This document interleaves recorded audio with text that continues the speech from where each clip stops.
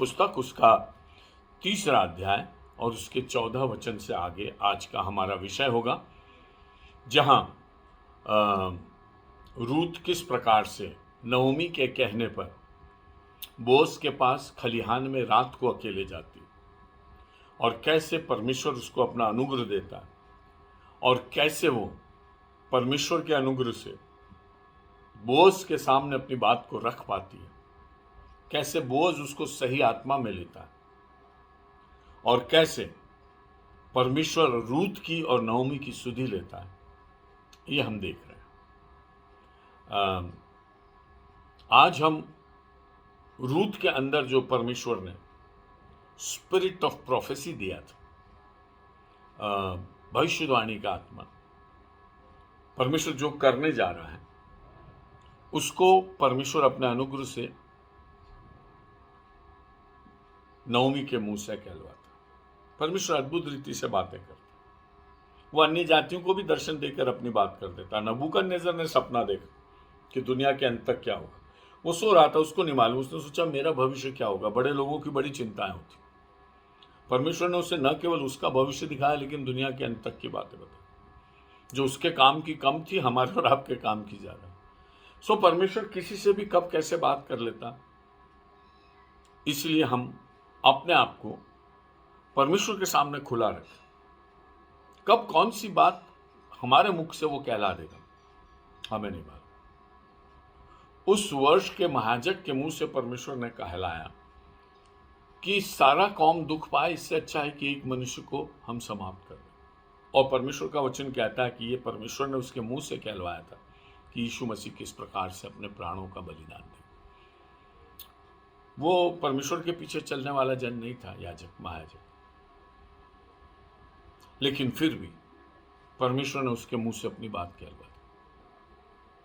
नओमी प्रोफेटेस नहीं थी, बेसिकली प्रोफेटेस नहीं थी, लेकिन उस सिचुएशन में वो किस प्रकार से एक आश्वासन के वचन को लेकर चलती और कैसे वो रूत के लिए वचन के द्वारा एक सहारा बनती। ये आज का हमारा विषय बहुत ही खूबसूरत। आप अध्ययन में जाएंगे, आपको बहुत आनंद आएगा। बैतलहम में अकाल पड़ा तो एलीमेलेक अपनी पत्नी नओमी को लेकर महलोन और किलियोन को लेकर और मोआबियों के देश में चले गए, वहीं सेटल हो गए। कुछ समय बाद एलीमेलेक मर गए। रूत नओमी वापस लौट नहीं पाई, उसके बेटों ने वहीं पर शादी कर ली और महलोन और किलियोन ने एक एक स्त्री ब्याह ली, मोआबिन स्त्री ब्याह ली और वे वहीं पर सेटल हो गए। कालांतर में 10 साल के अंदर महलोन और किलियोन दोनों मर गए और 3 स्त्रियां अकेली बच गई। नओमी जो अकेली यहाँ से गई थी और 2 बहुएं जो वहाँ से जुड़ी थी, 3 विधवाएं एक साथ अकेली हो गई। 10 साल के पश्चात नओमी को समाचार मिला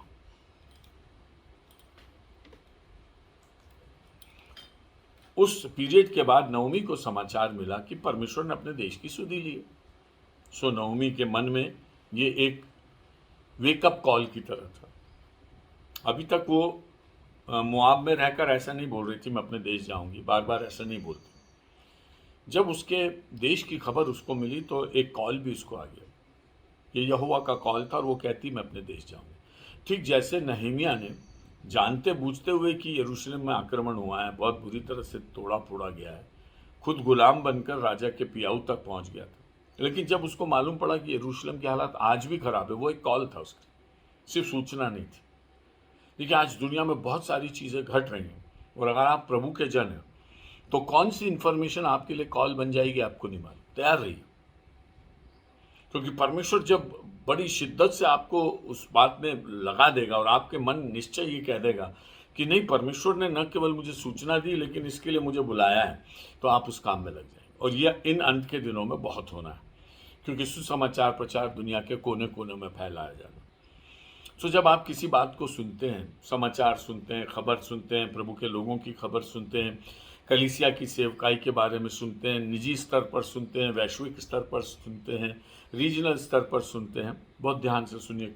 क्या मालूम कौन सा कॉल आपके लिए हो, क्योंकि परमेश्वर पापियों को बचाने के लिए अपनी तरस से भरा हुआ। इसलिए मुझे और आपको इस बात को समझ लेना। कब कौन सी बात आपके दिल में, आपके जहन में चढ़ जाए और आप कहें कि मैं तो यही करूँ। सो नवमी ने कहा मैं तो अपने देश जाऊंगी। ओरपा और रूत ने कहा हम भी चलेंगे। लविंग फैमिली था, बहुत लविंग फैमिली था। नवमी ने उनसे कहा कि खुदा तुम्हें आशीष दे, मेरा यहोवा तुम्हें आशीष दे, क्योंकि तुमने जो मर गए उनके प्रति और मेरे प्रति भी बहुत प्रेम दिखाया। नवमी ने दोनों बहुओं से कहा, और उनके बीच में कोई भी डिस्पैरिटी, कोई ऐसी अप्रिय बात नहीं थी, बहुत प्रेम से रहती थी। और मुआबी देश में उनका फ्यूचर भी था, लड़कियों की शादी भी हो सकती थी, नवमी की सुधि भी ले सकते थे वो। तीनों पुरुषों की कब्र वहीं थी, हो सकता है नवमी सोचे कि मैं भी, मेरा भी दफन यहीं हो जाए। लेकिन खुदा की मोहब्बत जो है ना, वो मृत्यु से भी अधिक बलवान है। श्रेष्ठ गीत में लिखा, जब खुदा बुलाता है ना, तो संसार का कोई फैक्टर काम नहीं आता। मेरे अजीजों की कब्र कहाँ है, मैं कहाँ हूँ, सब कुछ समझ में नहीं आता। एक इतिहास रहा है मिशनरी पीरियड का, मिशनरी युग का, जब लोगों ने किसी भी प्रकार के कोई भी मोह को अपने जीवन में नहीं रखा, सब कुछ छोड़ के निकले। ये प्रथम प्रेरितों से लेकर तो मिशनरी काल तक चलता। आज इस आधुनिक युग में मिशन और सेवकाइयां नए रूप में आ गई हैं, बदल गई हैं, क्योंकि उस समय भेजने और जाने का बड़ा महत्व था। इस समय पवित्र जीवन और एम्फेटिक मिनिस्ट्री का बहुत महत्व। देखिए एम्फेसिस कैसे बदलता, जोर कैसे बदलता। बहरहाल घर से निकलने के बाद, थोड़ी दूर जाने के बाद, नवमी ने कहा बेटियों तुम अपने घर लौट जाओ, परमेश्वर तुम्हें बहुत आशीष दे, तुमने मुझसे बहुत प्रेम किया है, तुम्हारे घर बस जाए और तुम्हारे माता पिता के साथ तुम रहना, तुम्हारे इष्ट और तुम्हारे घर के लोग तुम्हारे, मैं जा रही हूं मेरे यहोवा के नाम से। और उसने कहा भी कि मेरे पास तुम्हारा कोई भविष्य नहीं है, मैं विधवा हूं, मैं मर जाऊंगी, तुम दोनों विधवा रहोगे, वहां मोआबिन से कोई शादी करेगा नहीं, क्योंकि सिचुएशंस तुम लोग बना नहीं पाओगे, और तुम अनाथ बेसहारा की तरह पड़े रहोगे, ना यहाँ के रहोगे ना वहाँ के रहोगे। ओरपा ने बहुत रीजनेबली समझा इस चीज़ को। देखो दुनिया की बहुत सी चीज़ें जो वर्ल्डली विजडम है वो भी कम नहीं है, लेकिन जो स्पिरिचुअल विजडम है ना, वो वर्ल्डली विजडम को खामोश कर देता। वर्ल्डली विजडम बिल्कुल ठीक कह रहा था, और ओरपा ने बिल्कुल सही स्टेप लिया कि भाई क्या है, कुछ भी तो नहीं है, हमारी सास ठीक कह रही। वो चूमी और उसने अपनी सास को चूमा और लौट गई। ये वर्ल्ड का बेस्ट था उसके लिए, नवमी का बेस्ट था ओरपा के लिए, ओरपा का बेस्ट था अपने लिए, ओरपा के रिश्तेदारों के लिए बेस्ट था उनके लिए, मोआब के देश के लोगों के लिए बेस्ट था अपने देश के लिए। लेकिन अभी स्पिरिचुअल लेवल पर उससे भी बेहतर कुछ था जो कोई नहीं समझ रहा। नवमी की जो लगन थी वो ये थी कि मैं अपने यहोवा के पास लौट रही, यहोवा के देश को लौट रही, और कहती मुझे यहोवा का हाथ मेरे विरुद्ध उठा है, मेरा दुख तुमसे बड़ा है, क्योंकि यहोवा ने मुझे बहुत दुख दिया है, क्योंकि मैं भरी पूरी आई थी, अकेली जा रही। उसने रूत से भी बोला रूत तुम भी जाओ। इस बीच जब ओरपा उसको चूम के जा रही थी, पवित्र आत्मा ने, परमेश्वर के आत्मा ने रूत को बिल्कुल बदल डाला।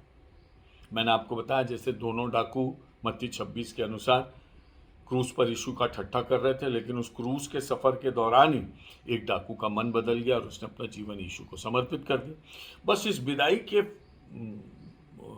काम में ही, विदाई के समय में ही रूत का मन बदल गया, और रूत ने कहा नहीं, अब तू मुझसे अलग होने की बात मत करना।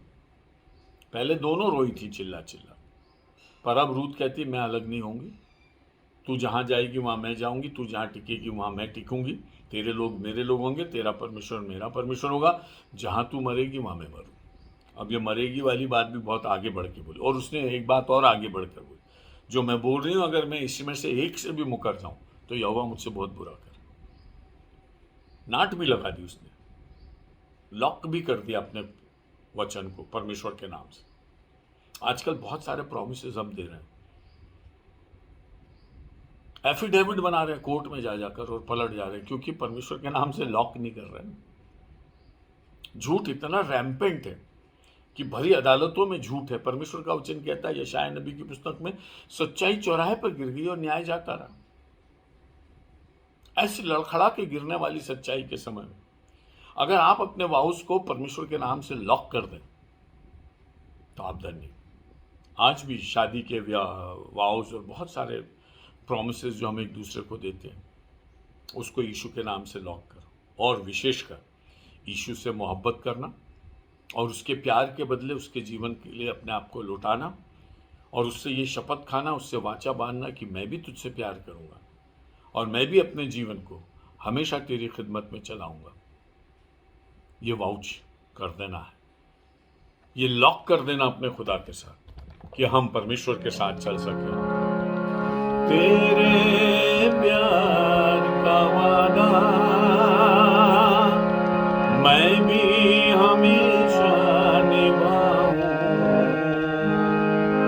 तेरे प्यार की खातिर तेरा ही बन जाऊं, तेरे प्यार का वादा मैं भी हमेशा निभाऊं, तेरे प्यार की खातिर मैं तेरा ही बन जाऊं। हाँ, बन जाऊं। मेरी जाए पुकारे ये बंधन टूटे ना, बांधा प्रीत का बंधन, प्रीत का बंधन तुमसे मेरे मसीह, छूटे जग ये सारा ये बंधन टूटे ना। ओ मेरे प्रभु मेरे मसीह, ओ मेरे प्रभु मेरे मसीह।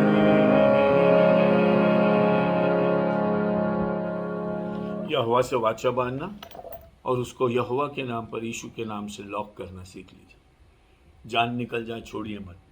जो शपथ खाकर बदलता नहीं वो यहोवा के पर्वत पर रहेगा, और जो मन्नत मानकर नहीं तोड़ता वो परमेश्वर के योग्य। तुम्हारी हाँ हाँ हो और तुम्हारी ना ना हो, इससे अधिक जो भी कुछ होता है वो बुराई होता। परमेश्वर का स्वभाव अपने अंदर लीजिए। परमेश्वर अपना इनकार नहीं कर सकता। आप भी और मैं भी ये सीखें कि जो हमने कह दिया हम अपना इनकार कभी ना करें। परमेश्वर को बहुत अच्छा लगेगा आपका व्यक्तित्व, आपकी पर्सनालिटी। रूत ने कहा मेरी ज़बान है, मेरा कमिटमेंट और यहोवा के नाम से, अगर मैं इससे पलट जाऊं तो यहोवा मुझे दंड दे। अच्छा है कि हम संबंधों में ये लाइन और जोड़ दें, क्योंकि हम बहुत सारी शपथ खाकर पलट रहे हैं। झूठ का पिता है शैतान। हम ये ना कहें आप खुदा के बच्चे और झूठ शैतान की तरह बोले। यूहन्ना रचित सुसमाचार में यीशु ने यहूदियों से कहा तुम अपने पिता शैतान से हो, तुमको अपना पापा ही नहीं मालूम। तुम कह रहे हो खुदा हमारा पापा है, तुम्हारा पापा शैतान। यदि तुम परमेश्वर की संतान होते तो मुझे पहचान लेते, मुझे सताने की कोशिश ही नहीं करते। तुम कह रहे हो ईश्वर हमारा पिता है, लेकिन वास्तव में शैतान तुम्हारा पिता। दुनिया के साथ उस रौ में मत भइए। खुदा मुझे और आपको एक उत्तम जीवन के लिए बुला। हमने देखा कैसे रूत और वो नगर में गए और कैसे नओमी ने कहा परमेश्वर ने मुझे मारा है, मैं परमेश्वर की मारी हुई आई हूँ, लेकिन फिर भी यहोवा के नाम से यहोवा की ओर लिपट कर वो लौटी।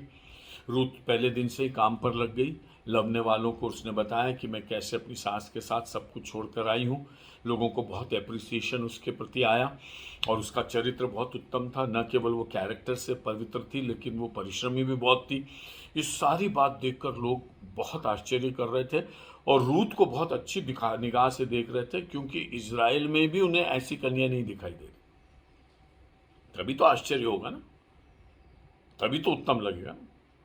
बॉस कह रहा है पूरे नगर ने जान लिया है कि रूत तू अच्छी है, अगर मैं तुझे अपना लूंगा तो कोई मुझे बुरा नहीं बोले, क्योंकि तूने अपनी जगह बना ली। कभी बॉस कह रहे हैं उसको।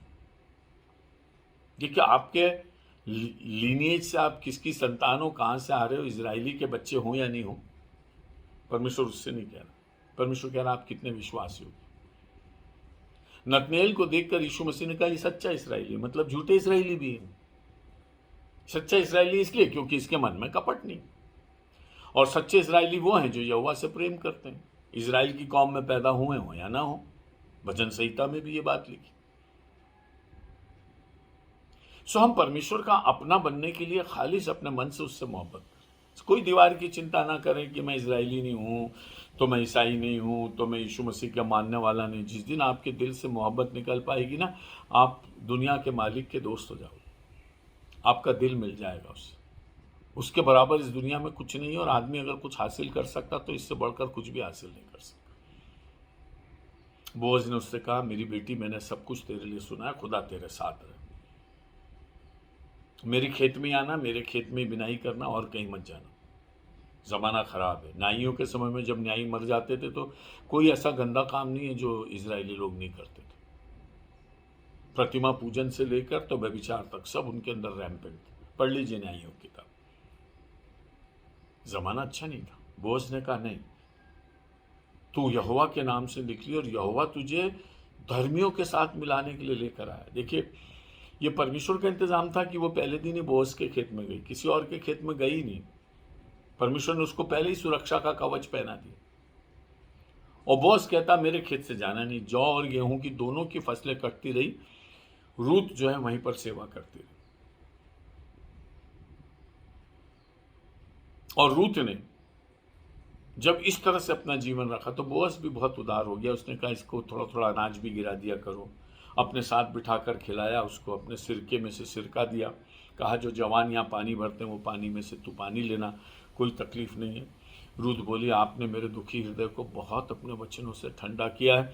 बोअज कहे नहीं तू काबिल है, रूत कहे नहीं तू उदार है। दोनों एक दूसरे की प्रशंसा कर रहे हैं, दोनों एक दूसरे पर को धन्यवाद दे रहे हैं। बोअज कह रहा तुझे धन्यवाद कि तू अपनी सास के साथ इतना परिश्रम करके, ऐसा त्याग करके और यहोवा को लेकर आई है, यहोवा के नाम से आई। और रूत कह रही कि तू धन्य है क्योंकि तूने मुझ जैसी दासी को, जो तेरी एक नौकरानी से भी छोटी है, उस पर तूने ऐसी कृपा दृष्टि की है, और मेरे मन को बड़ी शांति मिली है तेरी बातों से। वो कहती है, टेस्टिमनी देती। नओमी उसको बता देती कि ये तो अपने कुटुंबी का खेत, और दोनों फसलों तक कोई बात नहीं, जौ की फसल और गेहूं की फसल तक नओमी ने रूत को उसी खेत में भेजा। रूत उतने दिन तक परिश्रम करती रही, परमेश्वर उसको अपने वचन की कसौटी पर कसता रहा। जैसे भजन संहिता में लिखा है कि परमेश्वर यूसुफ को लेकर और जेल खाने से लेकर तो फिरौन की गद्दी तक पहुंचने से पहले तक, गद्दी के सामने तक पहुंचने से पहले तक वचन उसको कसौटी पर कसता रहा, और वो खरा निकला। यीशु मसीह के लिए लिखा है वो हमारे समान जांचा और परखा गया तो भी निष्पाप निकला। कंसिस्टेंसी बहुत जरूरी। रूत उस टेस्ट में पास हो गई। अब नओमी ने कहा बेटा मैं तेरे बारे में नहीं सोचू, ये अच्छा नहीं, मैं तेरा ठौर ठिकाना ढूंढू। इतने दिनों में नओमी के भी मन में कुछ आया, और नओमी ने कहा तू एक काम कर, तू उसके खेत में खलियान में अकेले में चले जा, और उसके पैरों के पास उसकी चादर उगाड़ कर तू सो जाना, और जब वो पूछे तू कौन है, किस लिए आई है, तो कह देना अपनी चादर मुझे उड़ा दे। 3 अध्याय 4 वचन। और जब वह लेट जाए तब तू उससे लेटने के स्थान को देख लेना, फिर भीतर जाकर उसके पांव उगाड़ के लेट जाना, तब वही तुझे बताएगा कि तुझे क्या करना चाहिए।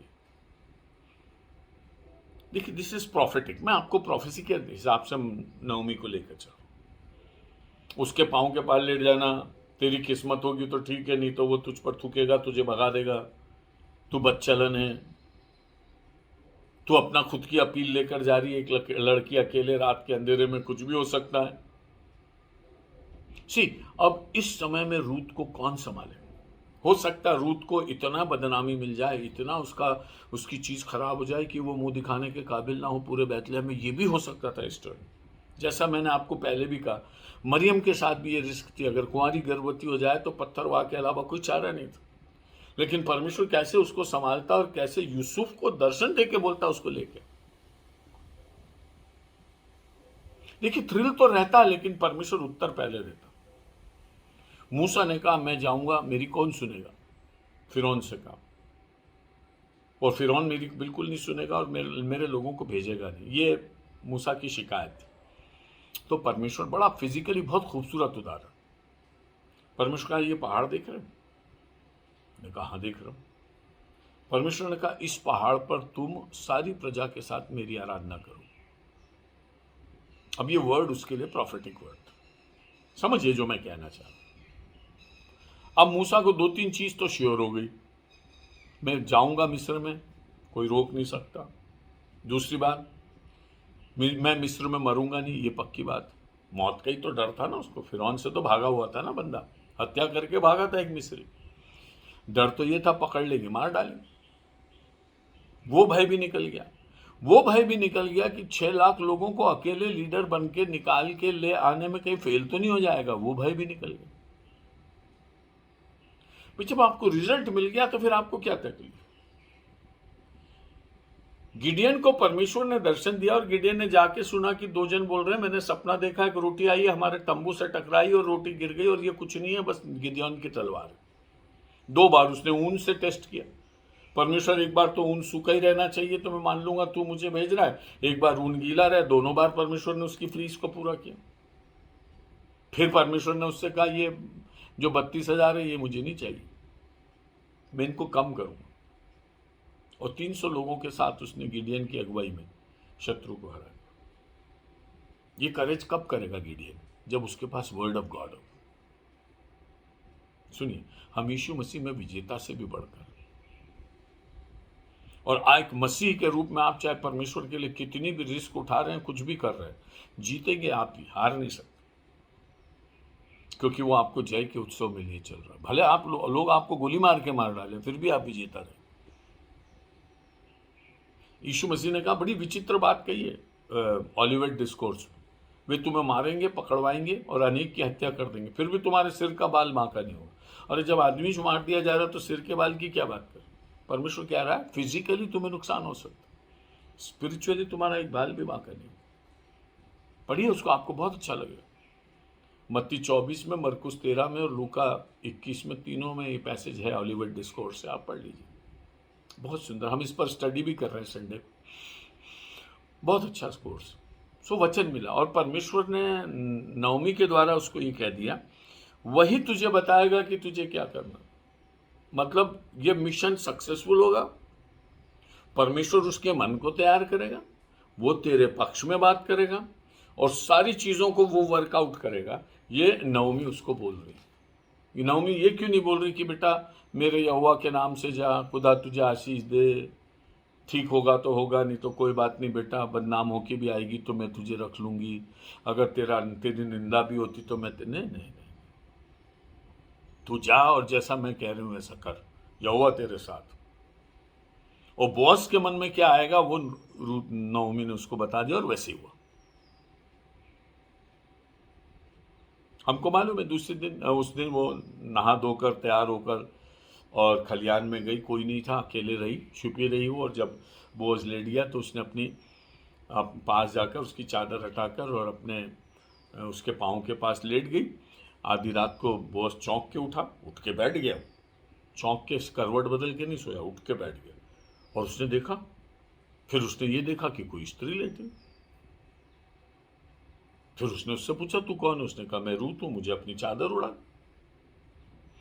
और रूत को वो कहता है, उसने कहा हे बेटी, देखिए अभी तक है ना 10वें वचन में, 3रा अध्याय 10वां वचन, पवित्र संबंध अभी भी नहीं बिगड़ा है ना, तू मेरी बेटी है।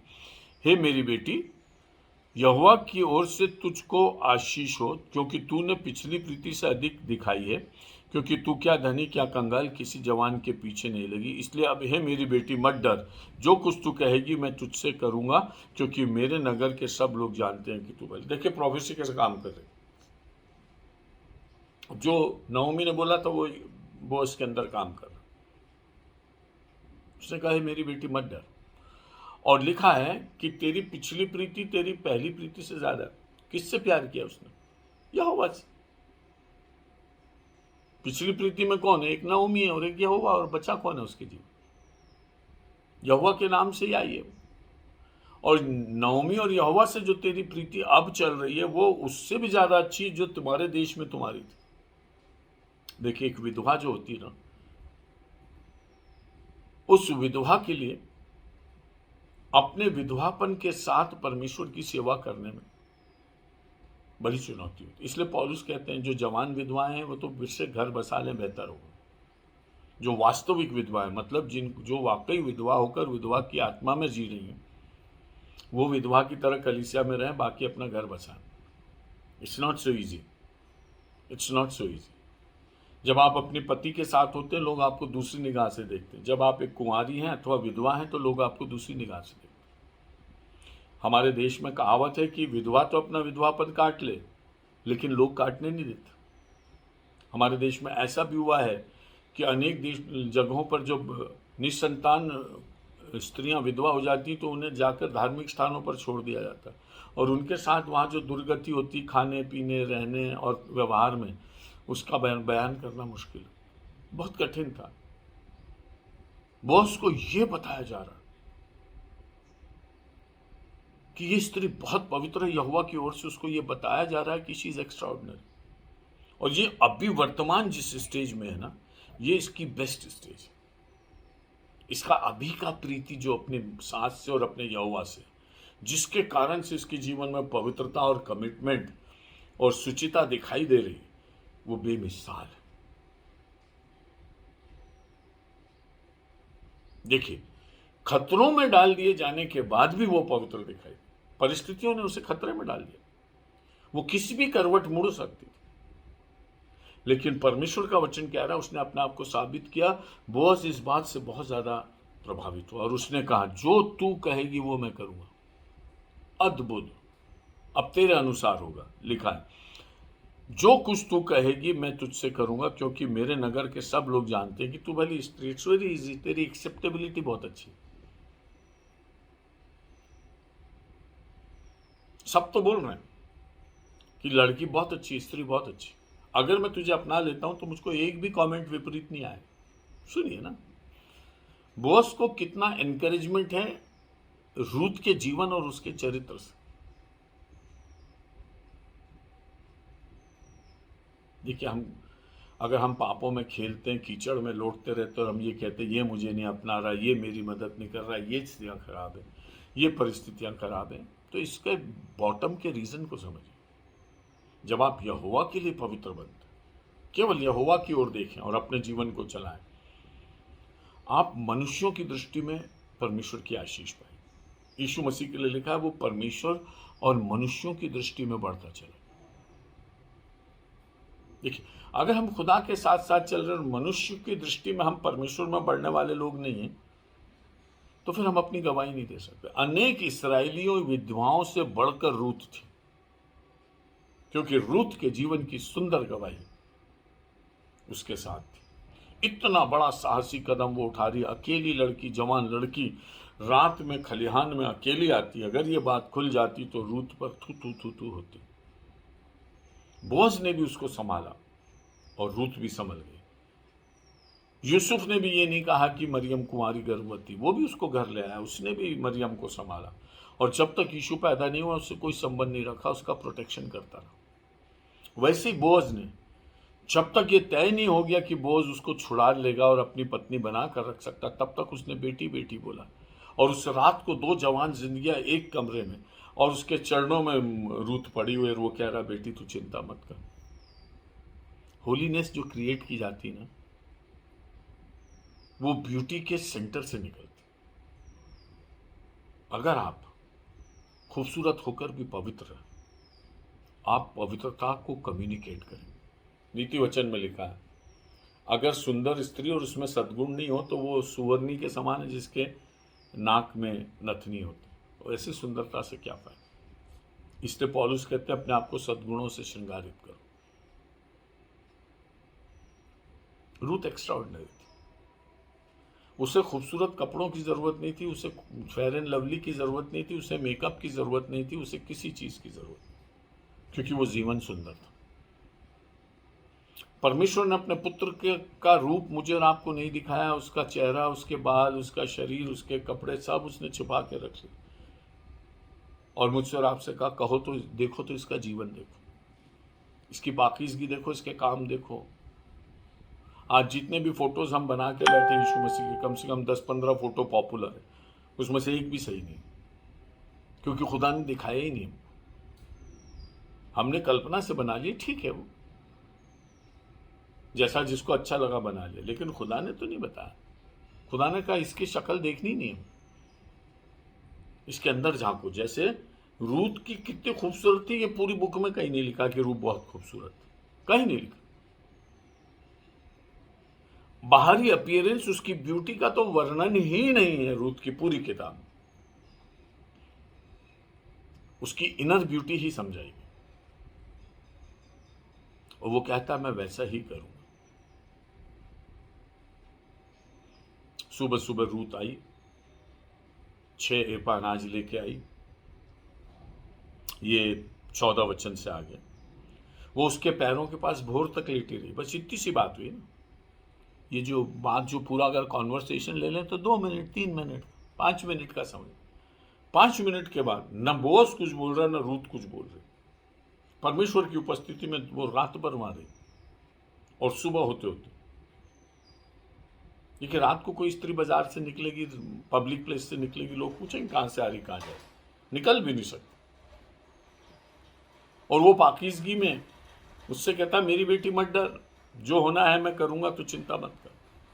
ये नवमी की भविष्यवाणी के अनुसार हो रहा कि तू तो बस जाके लेट जाना, आगे जो करना वो करेगा, तुझे कुछ ही नहीं करना है। और बोझ यहां कह रहा मैं वही करूंगा जो मुझे करना, तू चिंता मत कर, भोर हो जाने दे। और सुबह सुबह उसने अनाज भरा, और जब घर पहुंची, 16वां वचन, जब रूत अपनी सास के पास आई तब उसने पूछा हे बेटी क्या हुआ? तू गई वहां से सुरक्षित आई, कोई प्रॉब्लम नहीं, कोई हो हल्ला नहीं, हुआ क्या? तब जो कुछ उस पुरुष ने उससे किया था वह सब उसने उसको क्या सुनाया। फिर उसने कहा यह 6 नपुए जो उसने यह कहकर मुझे दिया। जब उसने अनाज दिया ना, बहुत इंपॉर्टेंट है समझ, उसने 6 नपुए भर के उसकी चादर में डाल दिया और कहा ये बांध के ले जा। और क्या बोला? ये कहकर मुझे दिया। रूत बोल रही उसने कुछ बोला मुझे, ऐसे नहीं बोला ये अनाज लेके चली जाओ। अनाज देते वक्त कुछ बोला उसने कि अपनी सास के पास छूछे हाथ मत जा, खाली हाथ नहीं जाना। क्यों भैया, तू कौन लगता है? देखिए उसके दिल के अंदर खोल रहे हम, वो एक रिलेशनशिप को चेरिश कर रहा और कह रहा है कि तेरी सास के पास अब तुझे कुछ गिफ्ट लेके जाना। गिफ्ट कैसे लेके जाएगा? इससे पहले तो तूने तो जौ के समय में भी तेरे पास रूत काम करती थी, गेहूं के कटने के समय भी तूने कभी गिफ्ट नहीं भेजी नपुए भर के, आज तू गिफ्ट क्यों भेजा? ये आंसर था उसकी प्रोफेसी का। देखिए रूत को भी तो उत्तर चाहिए ना। रूत पूछ रही बेटा क्या हुआ, मैंने बोला है, मेरे मुख के वचन फल हुए कि नहीं? उसने कहा मम्मी उसने तो कहा ये अनाज लेके जाओ और अपनी सास के पास खाली हाथ मत जाना। मतलब तू मेरी ओर हो गई और सास दूसरी ओर है और अपन मिलके उसको गिफ्ट दे रहे। समझ रहे हैं आप इस बात? भाई रूत को दिया ठीक है, सास को दिया एक ही बात, लेकिन अपन किसी सीनियर से उसकी बेटी लेते ना। समझिए, थोड़ी सी गहराई में जाएंगे आपको बहुत आनंद आए। उसने कहा अपनी सास के पास खाली हाथ मत जाना। उसने कहा हे मेरी बेटी, जब तक तू ना जाने कि इस बात का कैसा फल निकलेगा तब तक चुपचाप बैठी रहे, क्योंकि आज उस पुरुष को यह काम के निपटाए बिना चैन न मिलेगा। फिर प्रोफेसर, जब तू उसके पैरों के पास लेटेगी वो बता देगा तुझे क्या करना। कुछ मत कर, डर मत, कुछ विपरीत नहीं होगा, कुछ बुरा नहीं होगा। जैसे गिडियन से कह रहा है खुदा लड़ाई जीतने के लिए निकल पड़े, अब काहे का डर है? 300 से लड़ना, काहे को 32,000 चाहिए तुझे? नवमी कह रही जब खुदा का वचन मुझे मिल गया है, तू जाना, तू तो उसके पांव के पास लेट जाना, बाकी तुझे कुछ नहीं करना। अब बोझ कर रहा है, बोझ उससे कह रहा है बेटी तू चिंता मत कर, जो तू बोलेगी वैसा मैं करूंगा, अर्थात तूने बोला चादर उड़ा, मैं उड़ाऊंगा तुझे। देखो एक मुआबिन होकर उसका इनकार किया जा सकता, कि हम नहीं अपनाते इसको, और उसके खेत को छुड़ाने का राइट भी छोड़ा जा सकता था, जिसको हम आगे देखें। बोझ ने कहा मैं ऐसा नहीं करूं, तूने जैसा बोला है मैं वैसा करूं, रुक जा और जा अब अपनी सास को बोलना। बोझ ने अनाज दिया और ये बोला नओमी के पास खाली हाथ मत जाना। एक रिश्ते की नींव डलने लगी थी। और यहां पर लिखा है, नओमी ने उससे फिर कहा, अगेन प्रॉफिटिक वर्ड, हे मेरी बेटी, जब तक तू ना जाने कि इस बात का कैसा फल निकलेगा तब तक चुपचाप बैठी रहे। सुबह होगी ये जाएगा, कोई 2-4 दिन तो लगेंगे नहीं, 6 नपुए अनाज तो अपने घर में, 1-2 दिन काम पे नहीं भी जाएगी तो क्या हो, तो घर में बैठी रहे।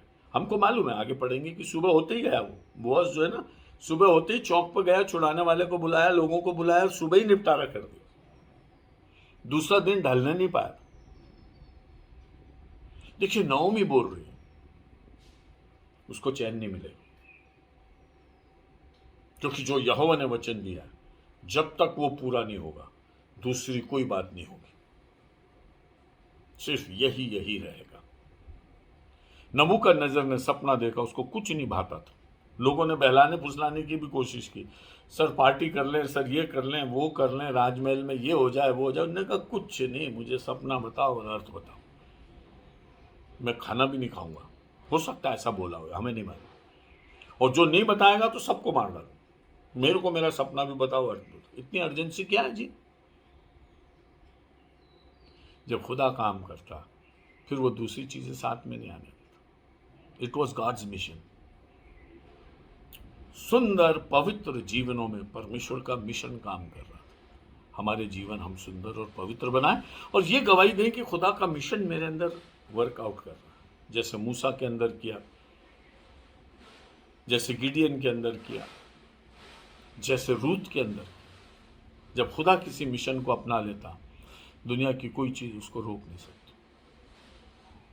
डैम रिस्की काम, अकेली औरत का। मेरे विचार से जब नओमी बोल रही होगी तो उसका मन कहां पर होगा कि मैं एक ऐसे काम में इस लड़की को भेज रही हूं जो काम इसके नेचर के खिलाफ है।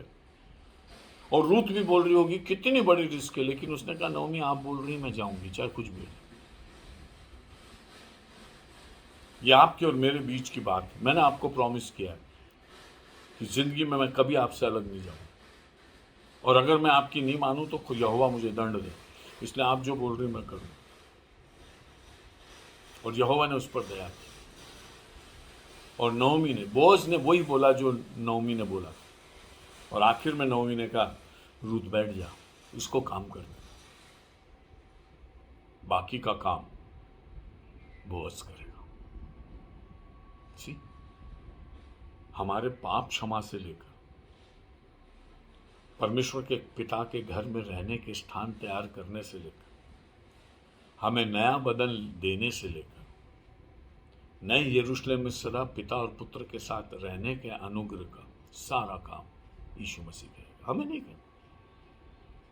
हम तो उसके चरणों में लेट जाएं और कहें मुझे अपनी चादर उड़ा दे, बस इतना काम। मैं बेसहारा हूं, न मेरा कोई जाति का बैकग्राउंड है, ना मेरा कोई पारिवारिक बैकग्राउंड, ना मैं ऐसी जगह हूं जहां से मैं सिर उठा के कुछ कह सकूं। मैं तो दीन हूं, दरिद्र हूं, लाचार हूं, मजबूर हूं, बस तू अपनी चादर उड़ा दे।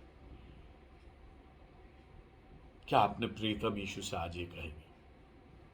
यीशु बहुत भटक लिया मैंने जमाने और बहुत अपने मन की कर ली, मुझे अपनी चादर उड़ा दे, आई नीड योर शेल्टर। और फिर परमेश्वर एक क्षण के लिए भी आप पर से अपनी पलक नहीं हटाएगा, मालूम है? हम हमेशा साथ रहेंगे वो तो बात अलग है। आज भी अगर आपने उससे कह दिया मुझे अपनी चादर उड़ा दे, वो आप पर से नजर नहीं हटाए, क्योंकि परमेश्वर की निगाह इस पृथ्वी पर लगी पड़ी उन लोगों के लिए जो उसे खोजते। ये खुदा का कलाम, जितनों ने उसकी ओर निगाह की उनका चेहरा कभी काला नहीं होने पाया। भजन संहिता 34। Is a faithful God. परमेश्वर के सामर्थ्य और भारी वचन को अपने जीवन में और उसकी सेवा करना। कल हम देखेंगे कि कैसे बोअज इस मैटर को सेटल करता है, उसके बारे में कल देखेंगे। प्रभु तुम्हारी रक्षा करे और तुम्हारी सहायता करे। परमेश्वर अपने मुख का प्रकाश तुम्हारी ओर करे और तुम पर अनुग्रह करे। परमेश्वर अपना मुख तुम्हारी ओर करे और तुम्हें शांति प्रदान करे। जीवन का दाता परमेश्वर आपको पवित्र और सिद्ध जीवन में आगे बढ़ाए, परमेश्वर के योग्य जीवन दे, ताकि आपके जीवन के द्वारा परमेश्वर अपने महान उद्देश्यों को पूरा करें और जीवन की विपरीत और विभिन्न परिस्थितियों में चलते हुए आप पवित्र लोगों की संगति में अपने परमेश्वर की भविष्यवाणियों में जीते हुए अद्भुत कामों को अपने जीवन में देख सके और परमेश्वर की महाविजय में आनंदित और मगन होकर उसके साथ चल सके। हमारे प्रभु यीशु मसीह का अनुग्रह, पिता परमेश्वर का प्रेम और पवित्र आत्मा की सहभागिता हम सबों के साथ अब से सदा सर्वदा होती रहे।